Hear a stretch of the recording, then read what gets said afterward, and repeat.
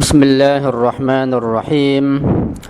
Assalamualaikum warahmatullahi wabarakatuh. Alhamdulillahi rabbil alamin. Wal aqibatu li ahli taqwa wal yaqin. Wala udwana illa 'alal zalimin. Asyhadu an la ilaha illallah wahdahu la syarika lah.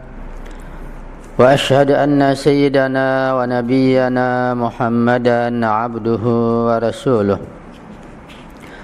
Allahumma salli ala Fatimata wa abiha wa ba'liha wa baniha wa sirril mustawda'i fiha bi'adadi ma ahata bihi ilmuk.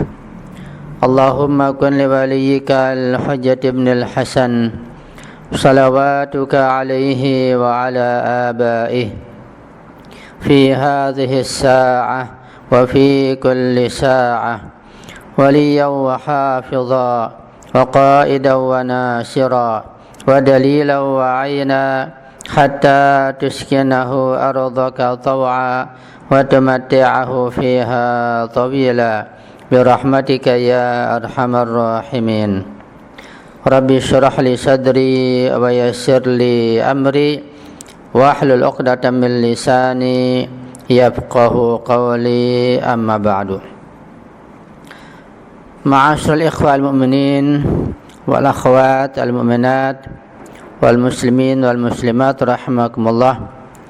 Mari kita kembali melanjutkan kajian kita tentang akhlak dengan membacakan kitab Risalatul Huquq Imam As-Sajjad Ali Zainal Abidin alaihissalam. Pada pertemuan minggu yang lalu kita sudah memasuki tentang hak-hak sedekah.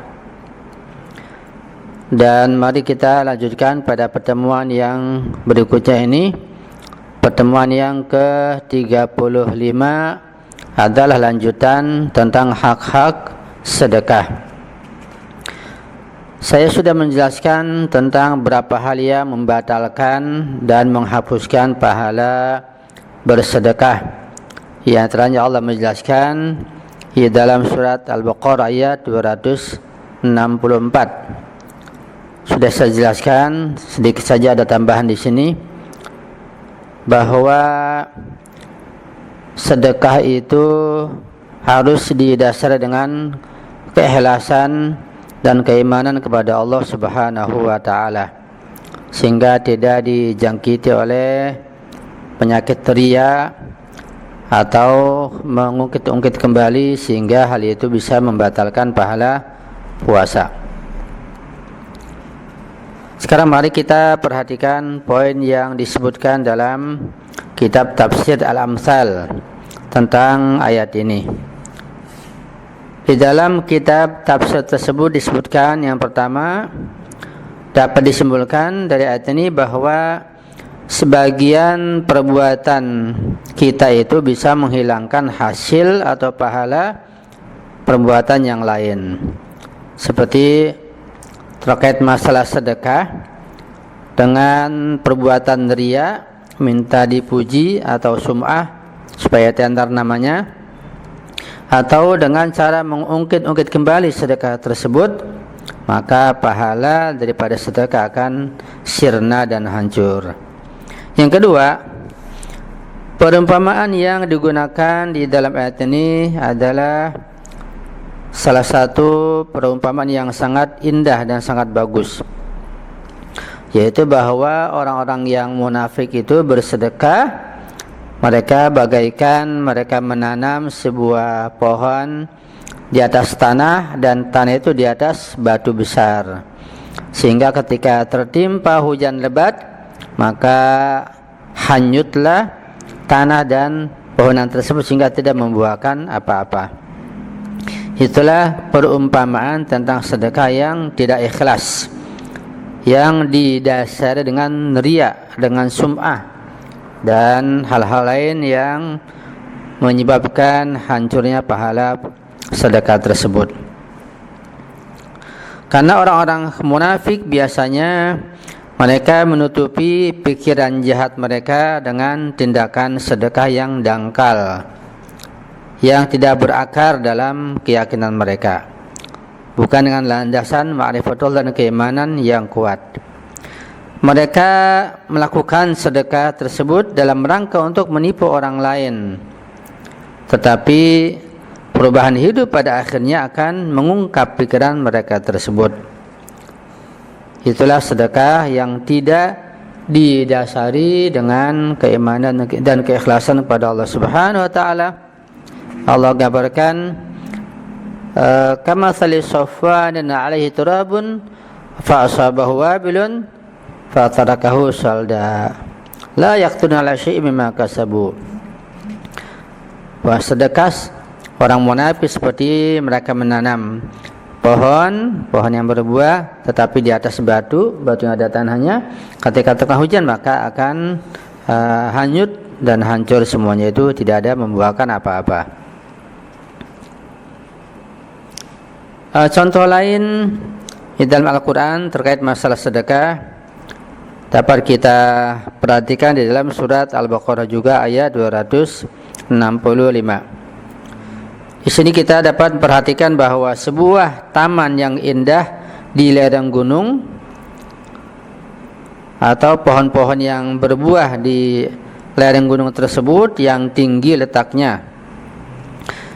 Di situ terdapat angin yang sejuk dan sinar matahari yang melimpah yang cukup, serta hujan yang membuat bunga-bunga dan pohon-pohon itu tumbuh dan membuahkan hasilnya. Bahkan ketika tidak ada hujan, kelembaban dari embun akan menjaga kesegaran dan keindahan taman tersebut karena letaknya tinggi.